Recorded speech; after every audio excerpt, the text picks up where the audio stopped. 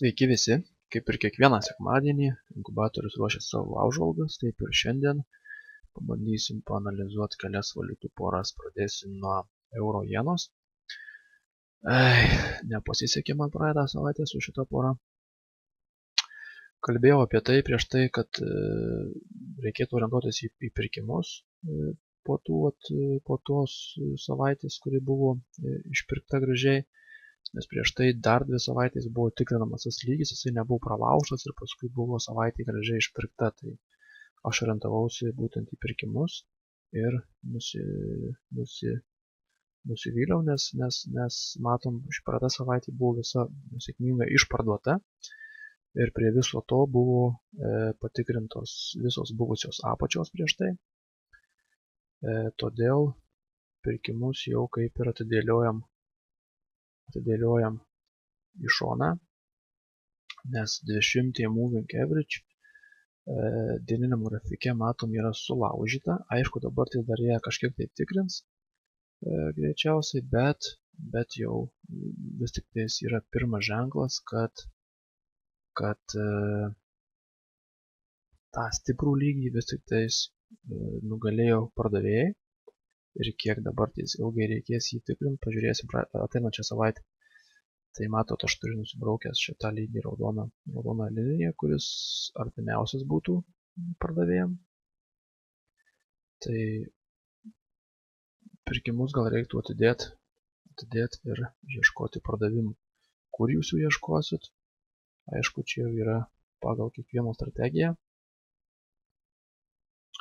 Bet va, tiek 6 valandų, tiek 4 valandų grafike matom, kad absoliučiai dominuoja pardavėjai. Nenorėjo supirkti. Tiesiog supirkti nieks nebenori ir orientuojasi į pardavimus. Tai to ieškosim. GBP USD. Čia praeitą savaitę kalbėjau apie savaitinį grafiką, apie būtent tą lygį, kur ta juoda linija nubrėžta. Viskas pasiteisino labai aiškiai ir visi, kas orientavosi būtent apie tai, apie ką kalbėjom, tai šaunuoliai. Viskas įvyko idealiai, šitas lygis ir prieš tai tenais kelis kartus buvęs tas stiprus lygis buvo pralaužtas, patikrintas ir važiuojam į viršų tolyn. Sustojam, aišku, ties aukščiausia paskutiniu metu viršūnė. Dieniniam grafike labai aiškiai matyti, kaip viskas nutiko, patikrinau dar kartelį jį ir važiavom į viršų. Buvau minėjęs, kad pirkimus reikia orientuotis tik tais tada, kada bus pralaužtas 61 Fibonacci į viršų. Tai taip ir buvo. Stopai, aišku, turėjo būti vis tik kažkur tai čia, bet jį tenais netokių nereikėjo. 4 valandose buvo aiškus įėjimas. Mes paėmėm nedaug, čia apie 80 punktų paėmėm, to maždaug vietoj, nenorėjom daug rizikuoti. Čia, aišku, biškį pasikoregavo daugiau. Dabar jau vėl matom sustojo ties paskutinę viršūnę ir vėl, sakyčiau, reikėtų orientuotis į pirkimus, tik ties tada, kada bus mėlyna zona pramušta, sulaužyta ir sulaukti kažkokie tai tam tikri signalai. Tai su GBP USD tiek. USD šveicaras čia jau turbūt atsibodavo su tą valiutų pora, nes jau mane ir patį pradėjau erzinti nervuoti. 3 savaitės kalbėjau apie tai, kad susidaryti galėjo dvigubą apačią ir jinai aišku susidarė. Prieš tai savaitė buvo labai negraži šita, kada buvo išparduota viskas ir aš jau buvau truputį supanikavęs, kalbėjau apie tai, kad jau vis tik tai 61 suveikė. Bet jis, matom, nesuveikė ir praeitą savaitę buvo sėkmingai išpirkta. Tai už tai, kad buvo viskas išpirkta ir užsidarė viskas ties virš 61 Fibonacci, tai vėl sakyčiau, kad grįžtam prie to pačio scenarijaus ir šokam kažkur tai pirkimus. Dabar galbūt net yra labai geras momentas tiesiog pirmadienį kažkur tai susirast pirkimo zoną ir ir su nedideliais stopais matom, kad vis tik tais 200 pralaužta, 1-2-3 sykius tikrinta ir patikrinta 61 irgi patikrintas, nenorėjo daugiau leistis į apačią ir stipresni kol kas yra pirkėjai. Euras, Australijos doleris, čia labai gražu yra viskas iš tikrųjų. Savaitiniam grafike matom žemiausia apačia, aukščiausia viršūnė 76 Fibonacci lygis vienu gražiu dideliu baru pralaužtas, labai gražu, man tokia labai patinka. Užsidarys apačioj 76 lygių. Dieniniam grafike tas matosi idealiai, super. Pralaužtas, patvirtintas, patikrintas ir patvirtintas. Penktadienio žvakė išparduota. Prieš tai vien tik raudonos žvakės, tai čia pardavinėjam stopai už tos vietos, tikslai 100 Fibonacci, tai 1404. Tik tais pardavimai.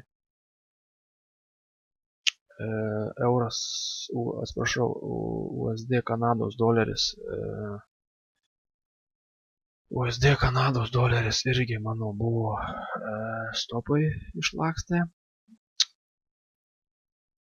Kalba tada buvo apie tai, kad jisai nesugebėjo du kartus pralaužto lygio ir jam maišė 61 Fibonaccis. Tada įsivaizdavau, kad bus maždaug padaryta dviguba apačia, patikrinta ir važiuojam toliau.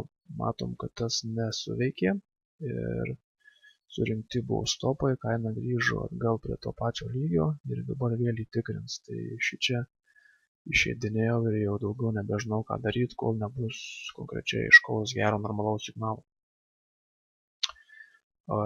USD, Australas USD. Irgi prieš tai kalbėjom apie besivystantį trikampį kažkokį tai, jisai matom susiakumuliavo kainą jau virš jo, virš trendinės linijos, kuri turi 1, 2, 3 atspirties taškus.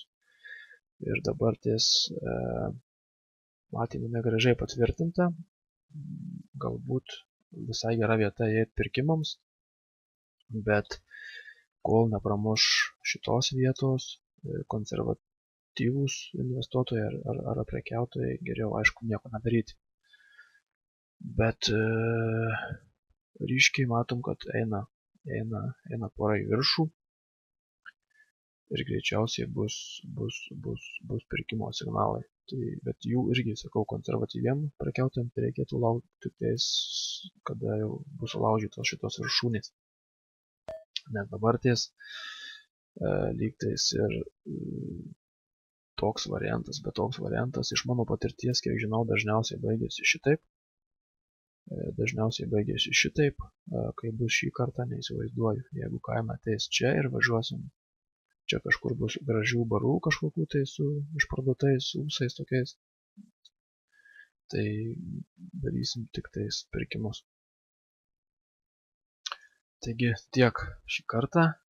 Jeigu kas nors nori, kad apžvelgtume jūsų norimas poras ar kažkokius kitus produktus, rašykite arba po komentarais Facebook'e arba bet kur bus įdėtas mūsų apžvalgos video. Geros jums savaitės ir būtinai valdykite riziką. Sėkmės, iki.